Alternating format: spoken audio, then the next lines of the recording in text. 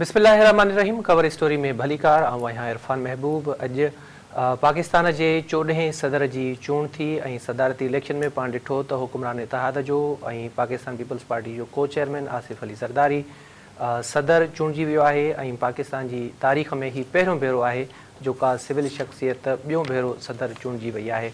हुकुमरान इतिहाद आसिफ अली ज़रदारी जी सदर तौरु कामयाबी खे तमामु अहम करार ॾिए पई ऐं संदनि इहो ख़्यालु आहे ऐं इहो हिकिड़ो तासुर बि आम आहे त आसिफ अली ज़रदारी जे सदर थियण खां पोइ पाकिस्तान जी सियासत ते हाकारी असर पवंदा। पाकिस्तान जेको मुआशी ऐं सियासी बहराननि समेत मुख़्तलिफ़ मामलनि ऐं मसइलनि में उलझल आहे उन में का बहितरी ईंदी, जॾहिं त अपोज़िशन जो ख़्यालु आहे त इहे जेके सदारती चूंडूं थियूं आहिनि इहे ग़ैर क़ानूनी ऐं ग़ैर आइनी आहिनि ऐं इन जे पुठियां जेको कारण आहे उहो हिकु भेरो ॿीहर मख़सूस सीटनि जो ॼाणायो वियो आहे। अपोज़िशन जो ख़्यालु आहे त ऐवान जेको आहे उहो अणपूरो आहे, छाकाणि त मख़सूस सीटनि जी जेका अलॉटमेंट आहे उहा अञा ताईं न थी सघी आहे। इलेक्शन कमीशन जेतोणीकि इन मामले ते पंहिंजो फ़ैसिलो ॿुधायो वियो हो, जंहिं ते सुन्नी इतिहाद काउंसिल खे मख़सूस सीटुनि तां महरूम कयो वियो हो ऐं बाद में पाण ॾिठोसीं त उहे मख़सूस सीटूं ॿियनि सियासी जमायतुनि में विरहायूं वियूं। इहे मामला हाई कोर्टनि में पहुता जिते स्टे ऑर्डर जारी थियो ऐं हाई कोर्ट मख़सूस सीटुनि ते हलफ़ बरदारी खां रोके छॾियो, पर उन जे उबतड़ बि पाण गुज़िरियल ॾींहुं क़ौमी असेंबली में ॾिठोसीं त मख़सूस सीटुनि ते कुझु माण्हुनि जी हलफ़ बरदारी तक़रीब थी जंहिं ते अपोज़िशन तमामु घणो शोर शराबो कयो। इन मामले ते पाण गुफ़्तगू कंदासीं। पैनल में असां सां अॼु मौजूदु आहिनि अली नासिर वलोच साहब जेके सीनियर कानूनदान बि आहिनि ऐं तज़िया निगार बि आहिनि। साईं तव्हांखे भलीकार चऊं था। गॾोगॾु खदीजा राठौड़ साहिबा एंकर पर्सन आहिनि ऐं तज़िया निगार आहिनि। आपको भी मैडम खुश आमदीद कहेंगे हम। अली नसीर साहब सभ खां पहिरियां तव्हां खां शुरूआति कंदासीं। कानूनी माहिर बि आहियो, लीगलिटी छा आहे? अपोज़िशन ॾिसूं पिया पाण बार बार इहो नुक़्तो उथारियो पियो वञे त ऐवान अणपूरो आहे ऐं जेसीं ताईं मख़सूस सीटुनि वारो मामिलो हल नथो थिए तेसीं ताईं हीउ ऐवान अणपूरो रहंदो ऐं अणपूरे ऐवान जी हूंदे तव्हां सदारती इलेक्शन नथा कराए सघियो। इहो ई साॻियो पॉइंट जेको आहे सो पाण ॾिठोसीं त स्पीकर, डिप्टी स्पीकर ऐं चीफ मिनिस्टर जी इलेक्शन में बि उथारियो वियो। इरफान साहब सभ खां पहिरियां त तव्हांजी महिरबानी, तव्हां प्रोग्राम में घुरायो। हाणे इरफान साहब सिंपल इन जो जवाबु कंहिं दोस्त मूंखां पुछियो त सदारती इलेक्शन क़ानूनी आहे या ग़ैर क़ानूनी आहे, मां उनखे जवाबु ॾिनो त जेकॾहिं असांजो जनरल इलेक्शन 2024 वारो ऐं उन जा नतीजा जेकॾहिं उहे क़ानूनी आहिनि ऐं उनखां पोइ जेकॾहिं मेजॉरिटी पार्टी जीअं आइनी क़ानून चए थो उनखे इहो हक़ु ॾिनो वियो त हू हुकूमत ठाहिण जी पहिरीं कोशिशि करे ऐं उनखां पोइ मख़सूस सीटूं जेके आहिनि औरतुनि जूं ऐं माइनॉरिटीज़ जूं उन्हनि जी विरासत ईअं कई वई जीअं आइन में लिखियलु आहे। इहो सभु कुझु आइनी क़ानून जे मुताबिक़ थियो आहे त पोइ सदारती इलेक्शन बि आइनी क़ानून जे मुताबिक़ थियो आहे, जेकॾहिं न त पोइ न थियो आहे।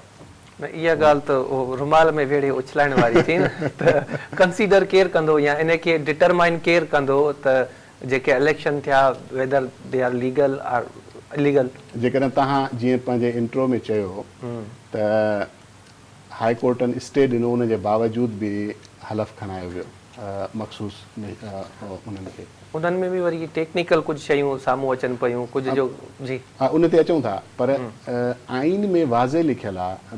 मसलन इलेक्शन कमीशन जो जेको फ़ैसिलो आहे मख़सूस सीटनि जे बारे में उन में इहो आहे त लिस्ट प्रोवाइड न कई वई वग़ैरह वग़ैरह, पर इहो इलेक्शन एक्ट में लिखियलु आहे इहे ॻाल्हियूं या रूल्स में लिखियलु आहिनि जी।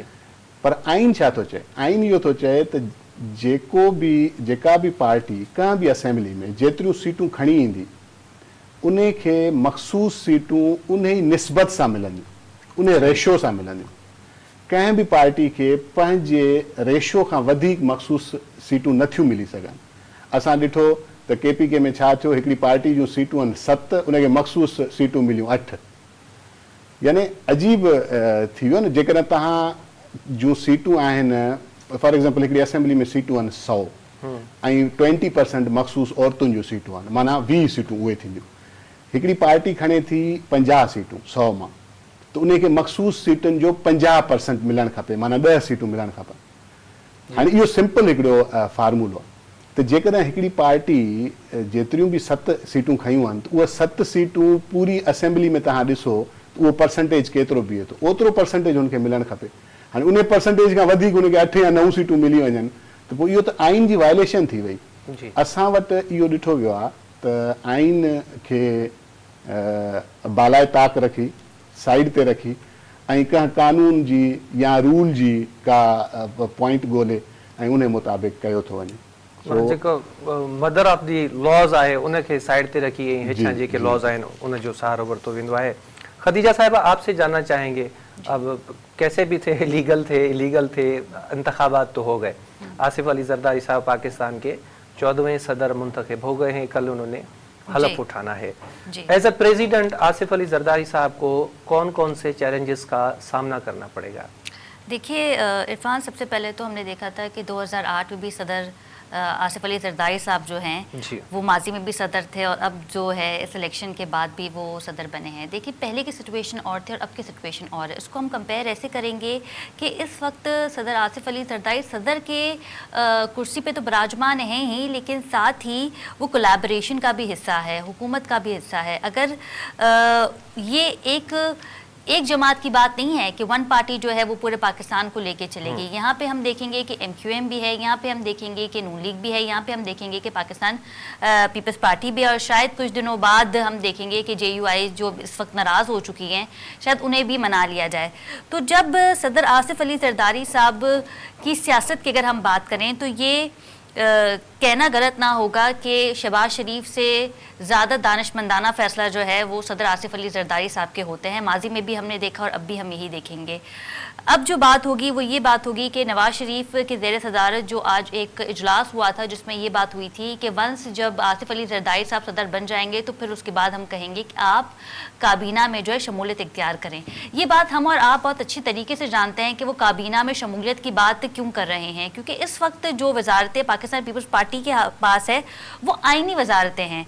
लेकिन अगर आप मईशत की बात करें, अगर आप फॉरेन पॉलिसी की बात करें तो वो मिनिस्ट्री तो पाकिस्तान पीपल्स पार्टी के पास नहीं है। इस वक्त पाकिस्तान जो है वो कर्जे में डूबा हुआ है। तो ये अब हम देखेंगे कि आसिफ अली जरदारी साहब ना कि सिर्फ सदर की हैसियत से मुल्क में काम करेंगे, क्योंकि सदर एडवाइस दे सकता है प्राइम मिनिस्टर को, उसके बाद प्राइम मिनिस्टर ने अप्रूव करना होता है। सदर इजलास बुला सकता है लेकिन हकमी फैसला जो है वो प्राइम मिनिस्टर के पास ही होता है। तो हम अब ये देखेंगे कि या तो अगर ये काबीना का हिस्सा नहीं बनेंगे तो आसिफ अली जरदारी के साथ किसी भी किस्म की कोई मुश्किलात हम नहीं देखेंगे। PDM जब बनी थी तो भी तनकीद का निशाना नून लीग को बनाया गया था, क्योंकि उस वक्त भी वज़ीर आज़म शहबाज शरीफ साहब भी थे। और अगर इस वक्त सदर आसिफ अली जरदारी ये फैसला करते हैं कि हम काबीना का हिस्सा बनते हैं तो यकीनन उन्हें मुश्किलात का भी सामना करना पड़ेगा, क्योंकि वो हुकूमत का भी हिस्सा हैं, वो प्रेसिडेंट भी हैं। फिर उसके बाद हम देखेंगे कि सिंध में भी उन्हीं की हुकूमत है। तो सिंध की आवाम के लिए और इंक्लूडिंग पाकिस्तान की जो पॉलिसी है उसके लिए सदर आसिफ अली जरदारी साहब को बड़े दानिशमंदाना फैसला लेने पड़ेंगे अगर वो काबीना का हिस्सा बनते हैं। अदरवाइज अगर वो नहीं बनते तो मुझे ऐसा लगता नहीं कि उनके लिए कोई हर्डल्स जो है वो क्रिएट हो सकती हैं। अच्छा, अली नसीर साहब, पाकिस्तान में हो तो खोड़ मसला आहिनि, मुआशी क्राइसिस हिकिड़ो वॾो अहम इशू आहे, पर समूरनि मामलनि जी जेका जड़ आहे पाण 2022 खां जेकॾहिं उनजो पेरो खणूं त उहो असांखे मिले थो सियासी बहरान, जेको अदम एतमाद वारी रिथ आई उन खां पोइ जेका सूरत हाल पैदा थी आहे। हाणे इलेक्शन थी वई आहे, पाकिस्तान तहरीक इंसाफ़ जेका सुन्नी इतिहाद काउंसिल जी सूरत में पार्लियामेंट में मौजूदु आहे, हुया ॾुखियायूं हुयूं, हर्डल्स हुया, पर उन बावजूद हू पार्लियामेंट में अची वई आहे। त सियासी बहरान जे ख़ात्मे जे लाइ आसिफ अली जरदारी जो कहिड़ो किरदारु जेको आहे सो उहो थी सघे थो, छाकाणि त हीअ जेका झेड़ो आहे पाण सवली सिंधीअ में जेकॾहिं चऊं उहो आहे टिनि धुरनि में, हिकिड़ी आहे PTI, ॿी आहे नून लीग ऐं टीं धुर जेके असुल फरियादी आहिनि 9 मई जा उन्हनि विच में आहे। त हीअ ज़रूरी आहे असांखे जेकॾहिं मुल्क जा मसइला हल करणा आहिनि त पाकिस्तान में घटि में घटि सियासी बहरान जो ख़ात्मो ज़रूरु थिए। आसिफ अली जरदारी मफ़ामत जे बादशाह तौर बि मशहूरु आहे, या उन्हनि जो जेको पॉलिसी रही आहे सभिनी खे गॾु खणी हलण जी, त पोइ तव्हां छा था सम्झो त सियासी बहरान जेको आहे आसिफ अली जरदारी साहब जो इन में को ख़ात्मे जे लाइ रोल हूंदो? साईं, सियासत जे लाइ मुफ़ाहिमत रिकनसिलिएशन हिकिड़ी सुठी क्वालिटी आहे, ख़राबु क्वालिटी न आहे। ऐं जेकॾहिं आसिफ अली जरदारी साहब खे सम्झो वञे थो त उहो मुफ़ाहिमत मां ॼाणे थो त इहा हिकिड़ी सुठी क्वालिटी आहे। पर जीअं तव्हां चयो त धुरियूं सिर्फ़ु 2 न आहिनि, 3 आहिनि, त हाणे टीं धुर छा थी चाहे इहो बि हिकु सुवालु आहे।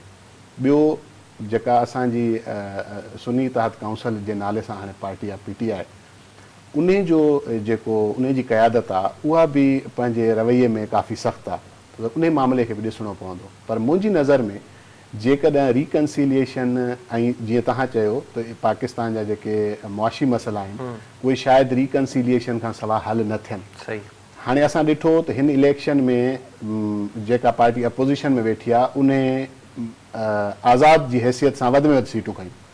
तंहिं करे तव्हां ईअं चई सघो था त मुल्क जी जेका वोट हुया, इलेक्टोरल कॉलेज हुयो, जेके माण्हू अडल्ट फ्रेंचाइज़ जंहिंखे असां चऊं था, जेके माण्हू वोट ॾियण जे लाइक़ु हुया, उन्हनि जो तक़रीबन अधु उन PTI खे वोट ॾिनो आज़ाद हैसियत में, छाकाणि त उन्हनि खे इन जे बावजूदि उन्हनि वटि कोई पंहिंजी पार्टी जो निशान न हो।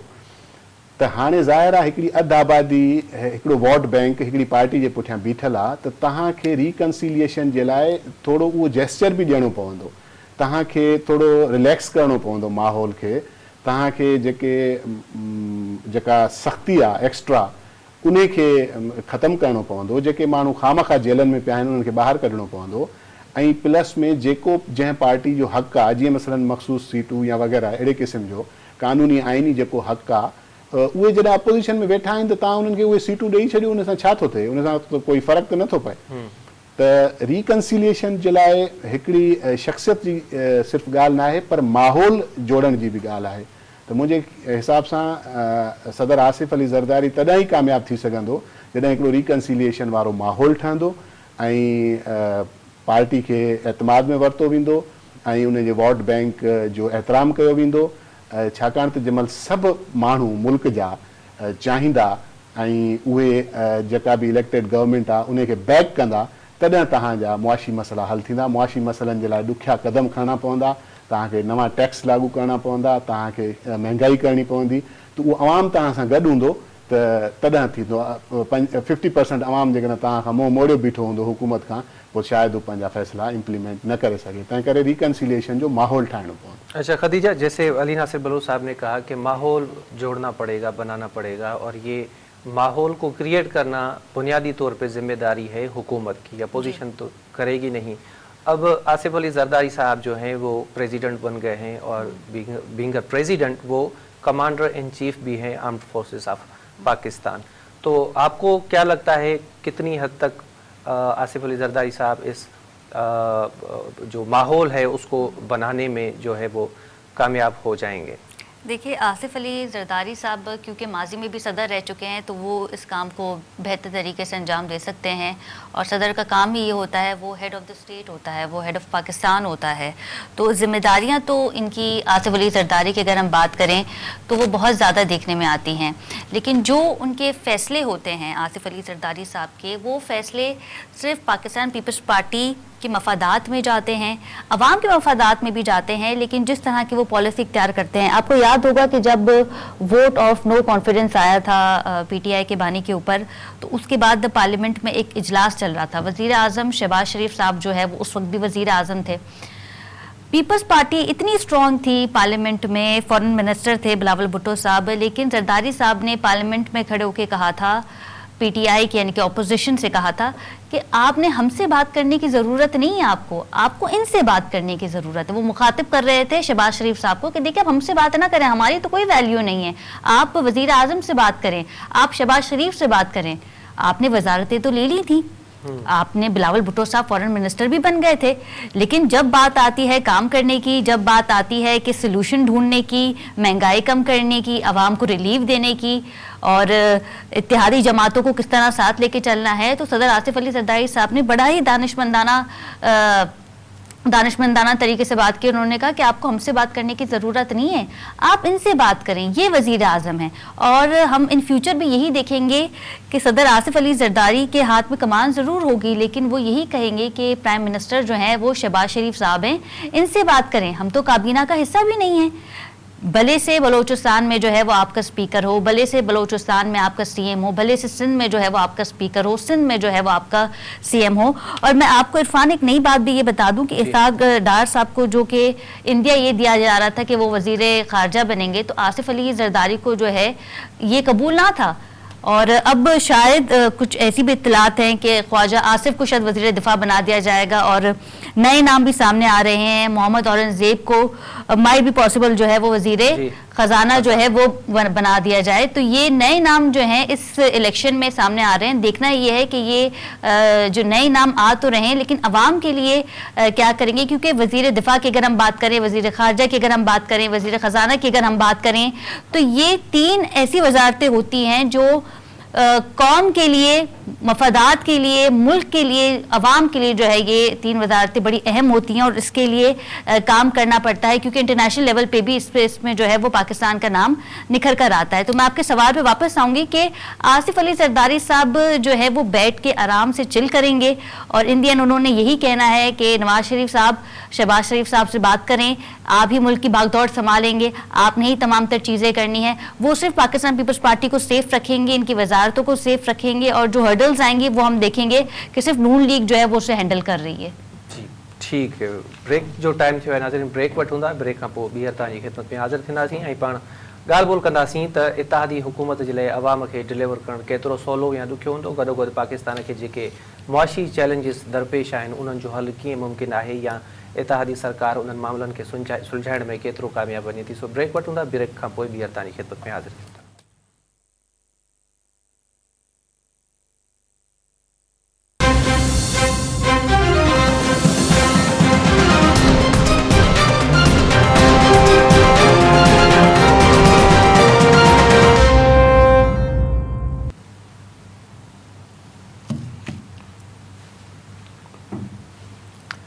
खबर स्टोरी में एक भेरो ॿीहर भलीकार पाण ॻाल्हि ॿोल पिया कयूं सदारती इलेक्शन ते ऐं उनखां सवाइ इत्तेहादी हुकूमत खे जेके दरपेश चैलेंजिस आहिनि उन हवाले सां ॻाल्हि ॿोल जे लाइ असां सां अली नासिर बलोच साहब सीनियर कानूनदान तजिया निगार, गॾोगॾु खतीजा राठौड़ साहिबा जेके एंकर आहिनि, तजिया निगार बि आहिनि, स्टूडियो में असां सां गॾु मौजूदु आहिनि। अली नासिर साहब, तव्हां खां शुरूआति कंदासीं। सदारती इलेक्शन थी विया, इत्तेहाद हुयो, हुकूमत बि इत्तेहादी थी आहे, अञा इनखे सवले तरीक़े सां जेकॾहिं पाण चऊं त माज़ी जा बदतरीन मुखालिफ़ हींअर पाण में इत्तेहाद कयो वेठा आहिनि। केतिरो वक़्तु तव्हां ॾिसो पिया ही इत्तेहाद हली सघंदो? हुकूमत बाबति जेके अॻकथियूं आहिनि पाण ॾिसूं था मुखालिफ़नि खां हटी करे जमायत इस्लामी आहे ऐं जेके तजिया निगार बि तजिया कनि पिया त हुकूमत 9 महीना हलंदी या वरी साल हलंदी या वरी 2 साल हलंदी। केतिरो सवलो हूंदो हिन हुकूमत खे कंटिन्यू करणु टिल द 5 years? साईं, मुंहिंजे ख़्याल में ॾिसो, असां वटि जेका असांजी तारीख़ रही आहे, पहिरियों त हे जेको अलायंस आहे जी PDM 2 जंहिंखे चऊं था, इहो अलायंस हली चुको आहे। अॻु में तव्हां ॾिठो त अप्रैल 2022 खां पोइ हिकु दफ़ो अॻु में बि हलियो 2008 वारे ज़माने में, पर हाणे वेझे माज़ी जी ॻाल्हि कयूं, शहबाज शरीफ़ साहब प्राइम मिनिस्टर हो त अप्रैल 2022 खां पोइ इहो ई PDM जी गवर्नमेंट आई। उन्हनि जे विच में 16 महीननि जी हुकूमत जेका हली, उन में को मेन इशू इत्तेहादियुनि जे विच में पैदा न थियो त चइजे त इत्तेहादी पाण में विढ़ी पिया ऐं हुकूमत हलणु मुश्किल थी वई। अहिड़ी का सूरत हाल न थी। अलबत्ता उन्हनि डिलीवर न करे सघिया ऐं महांगाई तमामु घणी वधी वई ऐं जेके मुल्क जी इकोनॉमी खे बहितर करण जे वाइदे सां हू आया हुआ ऐं पोइ अचण सां चयूं त असांखे ख़बर न हुई त मामलात हेॾा ख़राबु आहिनि, त उहो उन्हनि जे लाइ वॾो मसइलो थी वियो। त हींअर बि मुंहिंजे ख़्याल में हीअ जेका PDM 2 जी गवर्नमेंट आहे, माना पीपल्स पार्टी ऐं नवाज़ लीग जे विच में पावर शेयरिंग जो को इशू न थींदो, छाकाणि त Peoples Party is smart enough त उहा पंहिंजो ओतिरो शेयर वठंदी जेतिरो उन्हनि खे खपे थो, जेतिरे ते हू राज़ी रहंदा। पर असुलु इशू इहो आहे, हाणे जीअं मिसाल ॻाल्हियूं हलनि थियूं त फॉरेन मिनिस्ट्री जे लाइ इहा ॻाल्हि थी त इसाक डार साहब अचनि था, फाइनेंस मिनिस्ट्री उनखे नथा ॾियनि ऐं उन्हनि खे फॉरेन मिनिस्ट्री ॾियनि था। पर उन सां गॾु इहा बि ॻाल्हि हली त उन्हनि जे सां गॾु उन्हनि जी मदद जे लाइ तारिक फातमी साहब ऐं मुंहिंजे ख़्याल में जलील जिलानी साहब उन्हनि खे बि रखियो वेंदो।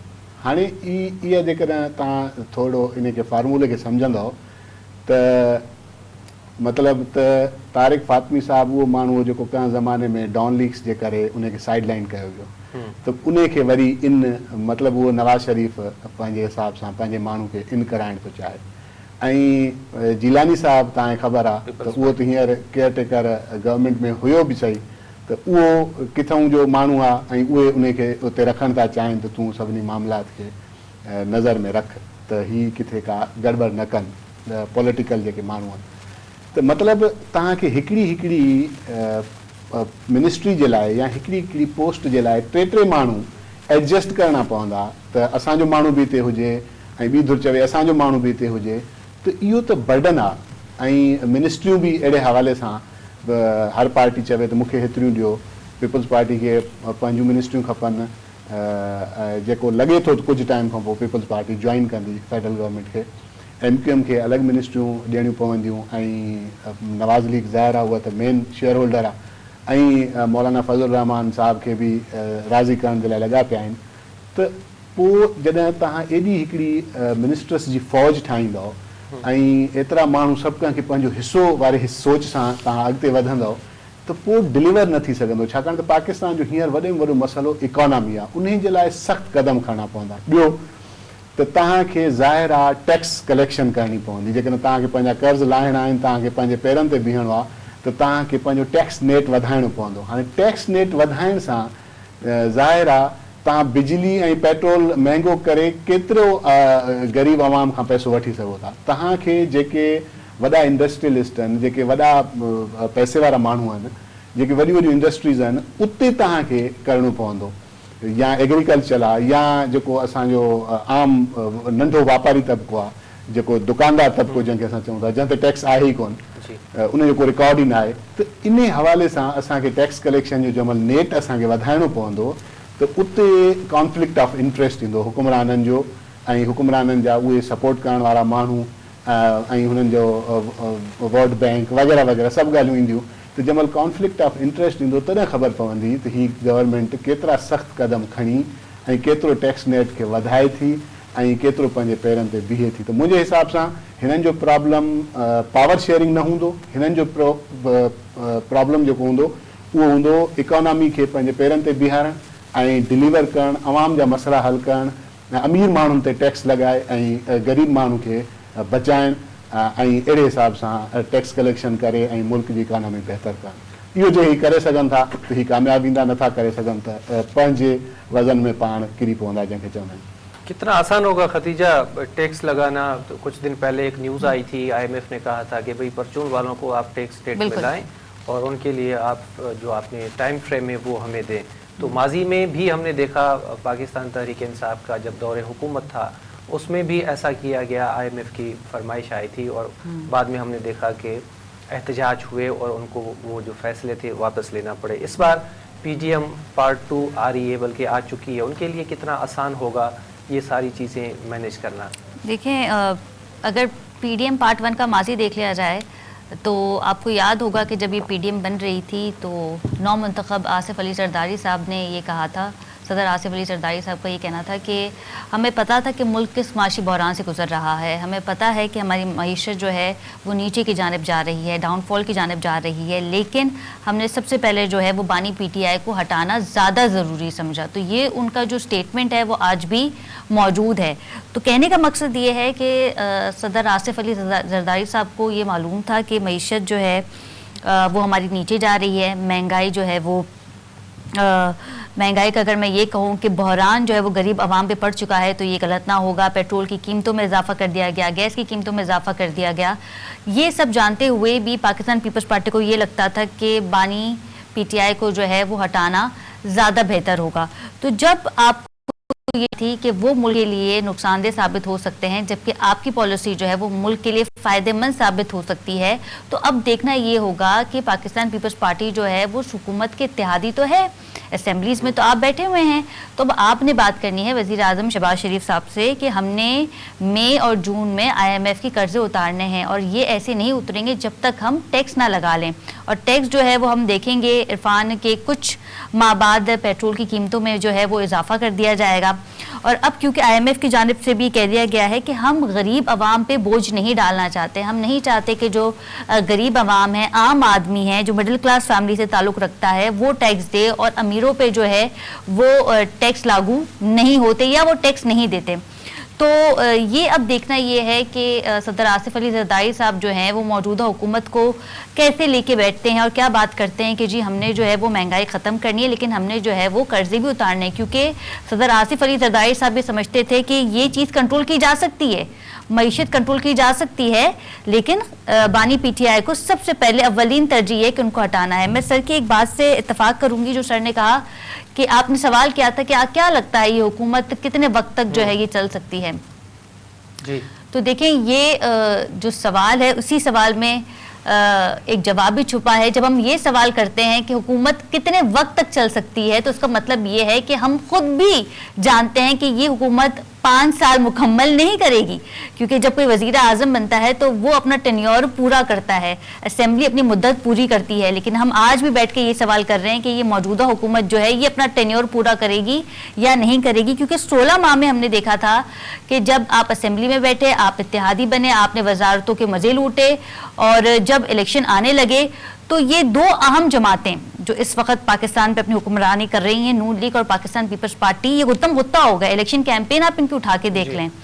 शहबाज शरीफ साहब माजी में भी कहते थे और अब भी ये कहते थे, अली बाबा चार्ल्स स्टोर के नाम लेते थे, इजलास में, जलसे में ऐसी बातें करते थे आसिफ अली जरदारी साहब के बारे में। मुबाहिसे करने थे इनको कैंपेन में। जी कैंपेन जब थी इनके इलेक्शन की तो दोनों को एक दूसरे के साथ डिबेट करनी थी, मुबाहिसे करने थे। और आपको याद होगा कि बिलावल भुट्टो साहब ने भी ये कहा था कि जब अंदरूने सिंध में सैलाब आया था तो कहा था कि वजीर आजम साहब आप बजट मुख्तस करें सैलाब के लिए, जो और जब वो बजट मुख्तस नहीं हुआ था तो भी हमने देखा था कि उसमें जो है वो क्लैशेस आ गए थे। और फिर इस तरह की भी धमकी दी गई थी कि देखिए बैसाखियों पे हुकूमत है, अगर आपने बजट मुख्तस नहीं किया तो फिर हम शायद अलग हो जाएं। और फिर शहबाज शरीफ साहब ने जो है दोबारा उनसे बात की थी।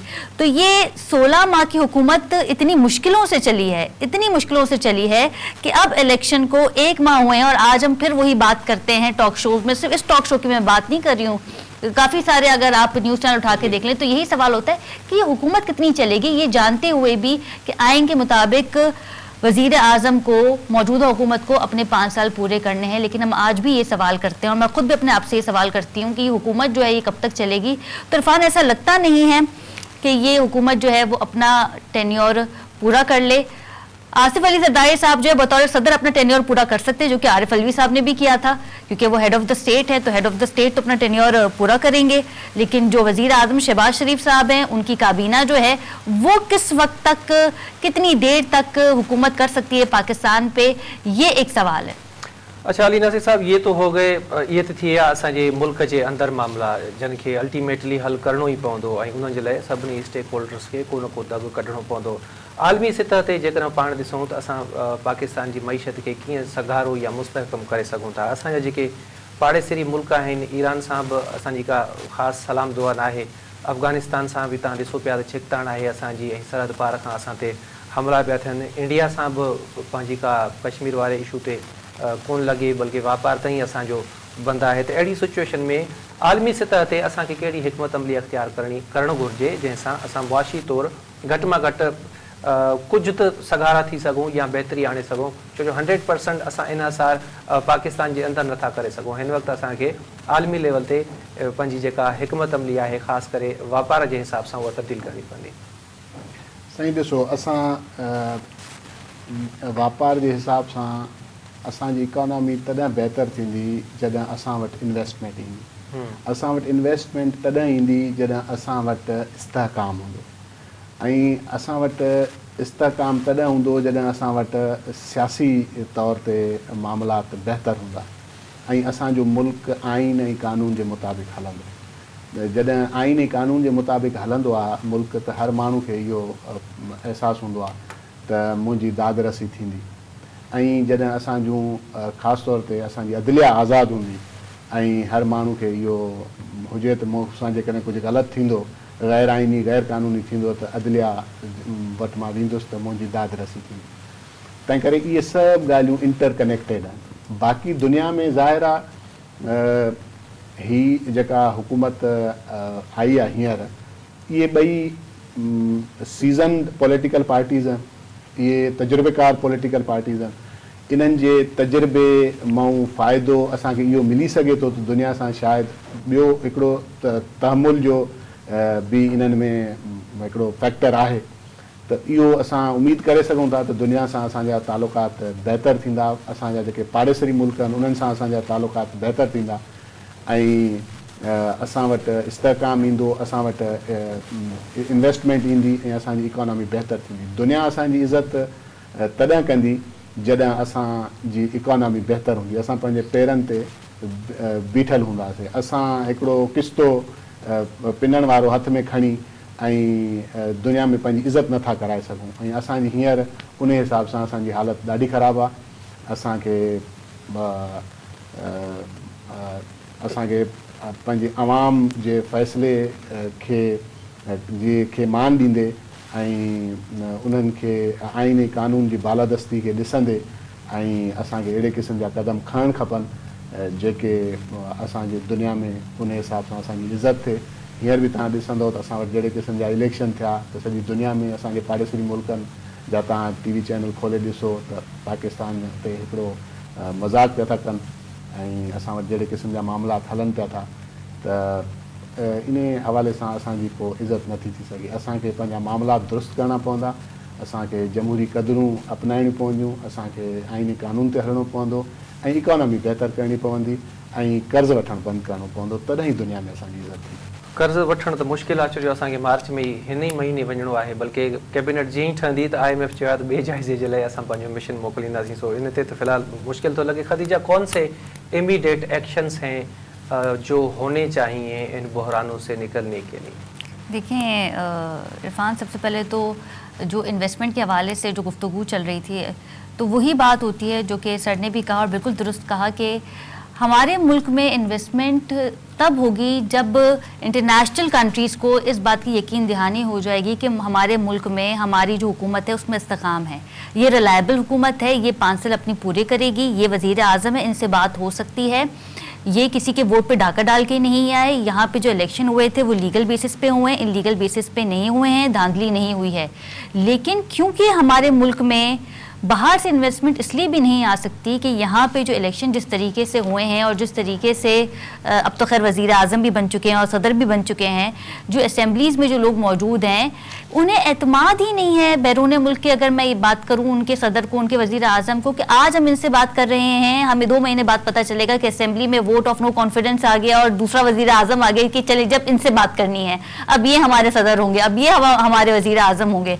तो जब इंटरनेशनली आप अपने आप को स्ट्रॉन्ग नहीं करते तो फिर आपके लिए सरवाइव करना मुश्किल हो जाता है। यहाँ दुनिया एक बटन से यहाँ से वहाँ बैठे आदमी से जब बात कर सकती है, आप यहाँ पाकिस्तान में बैठे हुए हैं और हज़ारों मील दूर आप किसी शख्स से बात कर सकते हैं, उसे अपनी तस्वीर दिखा सकते हैं, वीडियो कॉल कर सकते हैं। तो ये अब वो दौर आ गया है जहाँ पे कोई बात ढकी छुपी नहीं रही। और क्योंकि इलेक्शन की भी बात हम कर रहे थे, तो जो इलेक्शन 9 फरवरी 2024 को हुए वो आपको भी पता है, मुझे भी पता है कि उसमें इंटरनेट बंद कर दिए गए थे, फ़ोन कॉल्स बंद कर दी गई थी, इंटरनेट की सर्विस नहीं थी, नेटवर्क नहीं था, और टिल नाउ अगर हम बात करें तो ट्विटर की जो ऐप है उस तक को बंद कर दिया गया है। तो शायद ये पाकिस्तान में या दुनिया का कोई पहला अनोखा इलेक्शन हुआ होगा जहाँ पे ट्विटर बंद कर दिया गया, सोशल मीडिया अकाउंट्स बंद कर दिए गए, जबकि तमाम जो दुनिया है वो सोशल मीडिया पे चल रही है। अब आपने कहा कि फिल फौरी हमें क्या करना चाहिए। देखिए, फिल फौरी मैं ये समझती हूँ कि आपको हमारे हमसायों से अच्छे ताल्लुकात रखने चाहिए, आपको अपोजिशन से अच्छे ताल्लुकात रखने चाहिए, और अगर आपको ये लगता है कि आपके ऊपर किसी किस्म की कोई ब्लेमिंग है तो आप उस ब्लेमिंग को एक्सेप्ट करें, आप अपने दरवाजे खोलें। जैसे कि मोहम्मद खान अशरफ ने आज खुद सदर आसिफ अली जरदारी साहब को मुबारकबाद दी और उन्होंने कहा कि ठीक है, हम आपका मैंडेट तस्लीम करते हैं। आप सोशल मीडिया पे पाबंदी ना लगाएं, आप ऐप्स खोलें, आप दिल बड़ा करें, आप बात करें, आप अपने ऑपोजिशन से बात करें। और जो इस वक्त मैं ये समझती हूँ जो मुश्किल आ रही है वो यही आ रही है कि हमने जो IMF को कर्जे देने हैं, मई से जून में जो हमें कर्जे उतारने हैं, ये कर्जे हम कैसे उतारेंगे? और जब इन कर्जों को उतारने के लिए हम आवाम पे टैक्स लगाएंगे तो हमने तो 200 यूनिट 300 यूनिट फ्री का मुतालबा कह रही हूँ, हमने तो बात कर दी थी कि हम आपको यूनिट फ्री बिजली देंगे, तो अब हम आवाम को यूनिट फ्री बिजली कैसे देंगे जबकि हमें तो उन पर टैक्स लगाना है? हमने तो यूनिट की रकम जो है वो इजाफा कर देंगे, हम तो बढ़ा देंगे इसे, तो फिर हम कैसे आवाम के पास जाएंगे? अब तो ये बात होगी। ठीक है, बहुत बहुत शुक्रिया खदीजा आपका। अली नासिर बलो साहब, तव्हांजी वॾी महिरबानी, तव्हां असांखे वक़्तु ॾिनो। चैलेंजिस तमामु घणा आहिनि, पर उन्हनि जे हल जे लाइ सभ खां पहिरियां असांखे पंहिंजे घर जा जेके मामलात आहिनि उहे दुरुस्त करणा पवंदा। ऐं हिन वक़्तु असांजे घर यानी पाकिस्तान में जेको सभ खां वॾो मसइलो आहे उहो आहे इलेक्शन में धांधलियुनि जे इल्ज़ाम वारो। सो हिन जे करे फिलफोर हुकूमत खे सभ खां पहिरियां इन मामले ते का अदालती कमीशन जोड़णु खपे या अहिड़ो को रस्तो अख़्तियार करणु खपे जंहिंसां जेके मुतासिर धुरियूं आहिनि उन्हनि खे जेको आहे सो सेटिस्फिकेशन मिली सघे। छाकाणि त जेसिताईं ही इलेक्शन में धांधलियुनि वारो मामिलो हल न थींदो, पंहिंजी पुॼाणी ते न पहुचंदो, तेसिताईं अॻिते वधणु तमामु घणो ॾुखियो हूंदो। इन सां ई असांजे प्रोग्राम जो वक़्तु पंहिंजी पुॼाणी ते पियो अचे। मूंखे ॾिना इजाज़त। अल्लाह निगहबान।